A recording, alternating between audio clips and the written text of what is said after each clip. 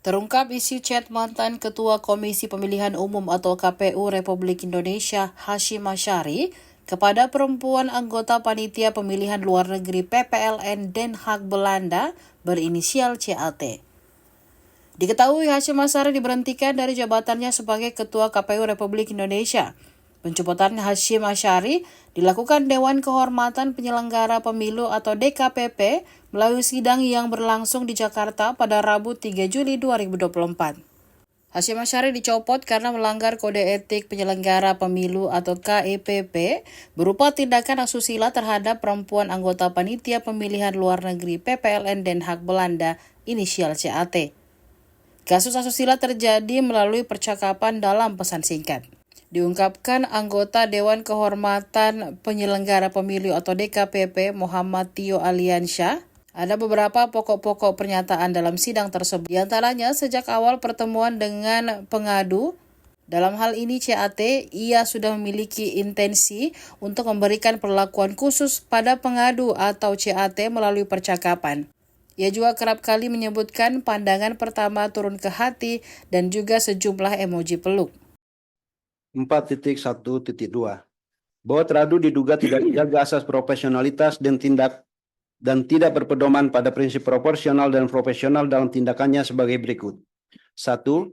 Teradu tidak menjaga rahasia yang dipercayakan kepadanya karena mengirimkan data informasi yang diperoleh dalam wewenangnya sebagai Ketua KPU yang diketahui sifat kerahasiaannya dari ungkapan for your eyes only. Video bukti P6. 2. Bahwa teradu merencanakan agenda pribadi untuk berjalan berdua bersama pengadu dalam perjalanan dinas di Amsterdam sejak jauh hari. Teradu secara terang benderang menunjukkan tindakan aktif untuk meminta jalan berdua saja dengan pengadu di tengah kegiatan penyelenggaraan pemilu di Amsterdam. Video bukti P7, bukti P8. 3. Bahwa teradu terindikasi kuat melakukan kekerasan seksual, yaitu eksploitasi seksual dan atau pemaksaan hubungan seksual pada saat BIMTEK PPLN di Belanda, yaitu pada tanggal 3 Oktober 2023 di Hotel Van der Park, Amsterdam. Video bukti P15A, bukti P15B, bukti P15C, bukti P16, bukti P20, dan bukti P21. 4. Bahwa teradu menyusun dan menandatangani surat pernyataan tertanggal 2 Januari 2024, video bukti P9, yang berisi janji-janji yang terlebih dahulu didiskusikan bersama-sama. Surat pernyataan tersebut merupakan titik puncak dari seluruh janji yang pernah diucapkan oleh teradu pada saat menenangkan pengadu sebelum dan pasca peristiwa 3 Oktober 2023 di Hotel Van der Park, Amsterdam. 5. Bahwa teradu menyalahgunakan wewenang menggunakan fasilitas negara untuk kepentingan pribadi dalam rangka merayu pengadu dengan menggunakan kendaraan dinas Fortuna Warpri menggunakan plat dinas Polri pada 9 Maret 2024, video bukti P10A dan P10B. 6. Teradu tidak melaksanakan tugas sesuai jabatan dan kewenangannya dengan menyuruh bawahannya di lembaga KPU RI untuk melakukan pekerjaan di luar dari lingkup penyelenggaraan pemilu, yaitu dengan menyuruh bawahannya untuk membeli 1 unit monitor dengan mengatasnamakan Novan KPU pada tanggal 29 November 2023, video bukti P11. Berdasarkan uraian fakta tersebut, teradu terbukti secara sah dan meyakinkan melakukan pelanggaran asas profesionalitas dan tidak berpedoman pada prinsip proporsional dan profesional. Teradu terbukti tidak menjaga keseimbangan antara kepentingan pribadi dan kepentingan umum, di mana teradu mencampur adukan kepentingan pribadi untuk memenuhi syahwatnya dengan penyelenggara pemilu. Teradu terbukti melakukan penyalahgunaan tugas, wewenang, dan jabatan dan tidak memelihara dan menjaga kehormatan kredibilitas lembaga KPU. 4.2. Menimbang jawaban dan keterangan teradu pada pokoknya, menolak seluruh dalil aduan pengadu pada angka 4.1. Teradu menyatakan telah melaksanakan tugas berpedoman pada asas prinsip mandiri, jujur, adil, berkepastian hukum, tertib, terbuka, proporsional, profesional, akuntabel, efektif, dan efisien sesuai dengan ketentuan pasal 3 Undang-Undang Nomor 7 Tahun 2017 tentang Pemilihan Umum, sebagaimana diubah dengan Undang-Undang Nomor 7 Tahun 2023 tentang penetapan peraturan pemerintah pengganti Undang-Undang Nomor 1 Tahun 2022 tentang perubahan atas Undang-Undang Nomor 7 Tahun 2017 tentang Pemilihan Umum menjadi undang-undang dalam melaksanakan seluruh tahapan pada pemilu tahun 2024. 4.2.1. Terhadap dalil pengadu pada angka 4.1.1. Teradu menyatakan sepanjang dalil-dalil yang mengaitkan antara kepentingan pribadi teradu dengan kebijakan yang menurut pengadu melemahkan eksistensi perempuan di ruang publik adalah dalil yang tidak benar dan dengan demikian wajib ditolak. Bahwa kebijakan dalam penyusunan peraturan KPU nomor 5 tahun 2022 tentang perubahan atas peraturan KPU nomor 8 tahun 2019 tentang tata kerja KPU, KPU provinsi dan KPU kabupaten kota dengan kepentingan dan motif pribadi teradu merupakan penalaran yang amat tidak wajar yang dibangun oleh pengadu terhadap teradu. Bahwa kebijakan penyusunan peraturan KPU adalah kebijakan yang bersifat kelembagaan dan tidak dapat dilekatkan pada keberadaan teradu secara personal. Setiap kebijakan dalam penyusunan peraturan KPU dilakukan melalui rapat pleno dan artinya bersifat kolektif kolegial, serta menjadi sebuah tindakan yang tidak dapat dikaitkan dengan diri personal seseorang dalam lembaga KPU. Bahwa tuduhan pengadu seolah menempatkan KPU sebagai lembaga yang dipimpin oleh seorang kepala dengan sifat perintah yang mutlak dipegang oleh kepala tersebut. Dalam KPU digunakan istilah ketua, sebagaimana lembaga yang dipimpin secara kolektif kolegial.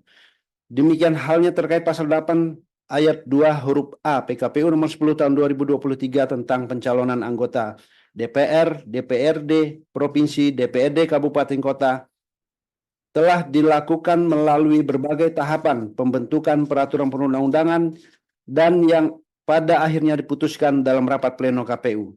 Dan karenanya menjadi tidak ada kaitannya dengan tuduhan yang ditujukan kepada teradu.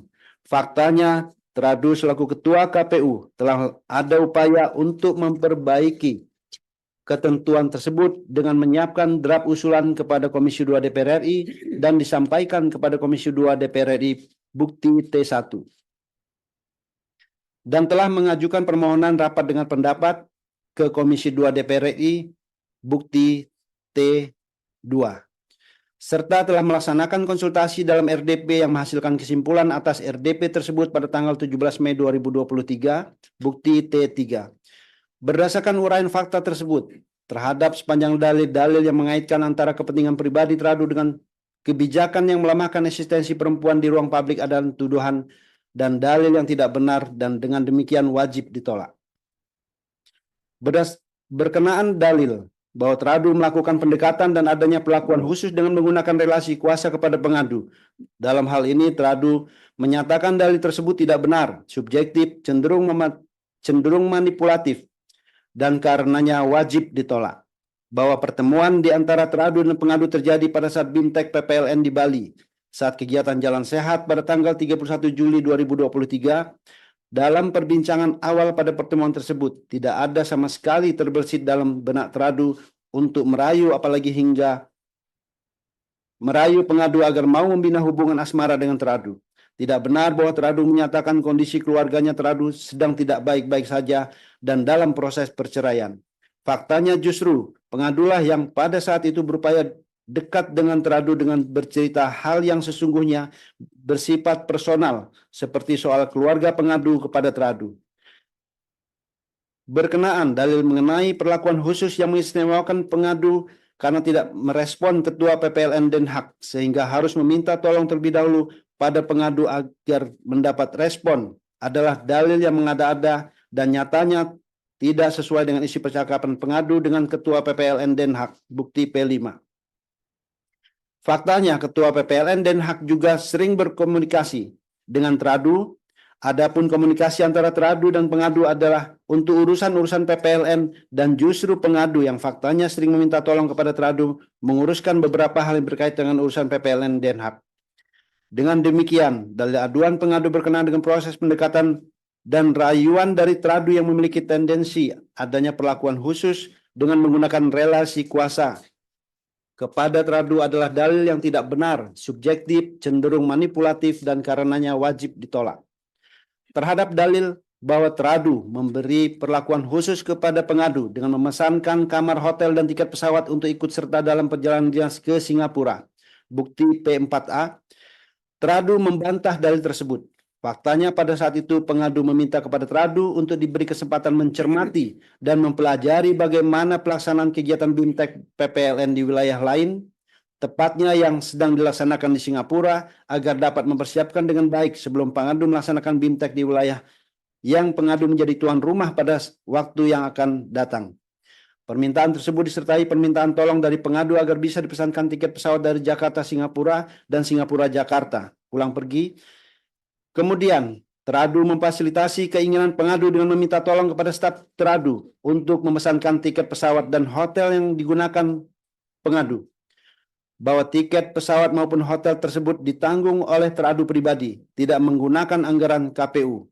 Bukti T4. Berkenaan, suap video yang berisi ucapan untuk pengadu dilakukan pada saat di luar rangkaian atau tepatnya dibuat setelah selesai acara. Bahwa faktanya hal tersebut adalah permintaan pengadu sendiri, di mana pengadu sebelumnya mengatakan kalau pengadu adalah penggemar Vincent dan Desta.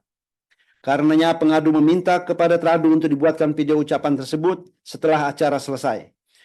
Bahwa pada saat video dibuat, Betty Epsilon Idrus selaku anggota KPU juga berada bersama dengan teradu dalam video tersebut.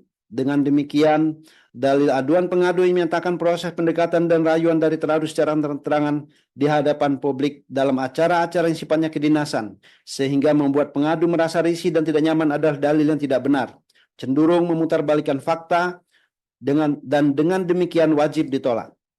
Berdasarkan uraian fakta tersebut, dalil aduan pengadu sepanjang pada angka 4.1.1 tidak benar dan demikian wajib, saya ulangi, tidak benar dan dengan demikian wajib ditolak. Download Tribun X sekarang, menghadirkan lokal menjadi Indonesia.